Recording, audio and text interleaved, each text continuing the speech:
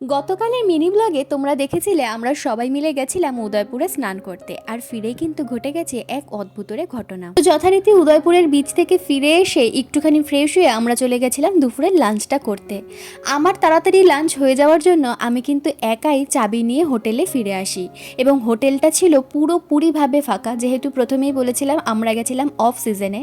তো হোটেলে এসে 3 তলার ওপরে ছিল আমাদের রুমটা। চাবি দিয়ে আমি যথারীতি দরজা খোলার চেষ্টা করছি, কিন্তু কোনোভাবেই আমি দরজা খুলে উঠতে পারিনি।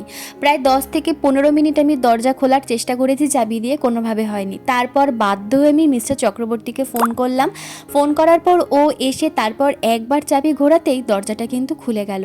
মানে এটা দেখে আমি পুরোপুরি শকড। আর আশেপাশে রুমে কেউ ছিল না, পুরো 3 তলার ফ্লোরটায় আমরা একাই ছিলাম। তারপর দুপুরবেলা ভয়ে ভয়ে ঘুমিয়ে সন্ধেবেলা উঠে চলে এসেছি সবার জন্য কিছু না কিছু শপিং করতে। প্রথমে 4টে বাড়ির জন্য নিয়ে নিলাম 4টে ঝাড়, 2 দিদি, আমার বাড়ি আর শ্বশুর বাড়ি। তারপর 2টো বাচ্চার জন্য নিয়ে নিলাম পেন স্ট্যান্ড, আর প্যাম্পুর জন্য নিয়ে নিলাম একটা ছোট্ট দেখে পুতুল।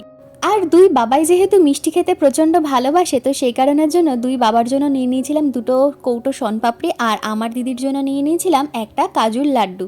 তো এগুলো সমস্ত কিছু নেওয়া হয়ে গেছে বাড়ির সবার জন্য। তারপর আমরা দুজনে গল্প করতে করতে হোটেলের দিকে কিন্তু বেরিয়ে পড়েছি, আর সেদিনকে কিন্তু ছিল প্রচণ্ড ঠান্ডা। তারপর হোটেলে ফিরে প্যাম্পুর সাথে একটুখানি খেলা করে নিলাম, আর আজকে আমরা তাড়াতাড়ি খেতে শুয়ে পড়বো, কারণ পরের দিন সকালবেলায় আমাদেরকে বেরোতে হতো।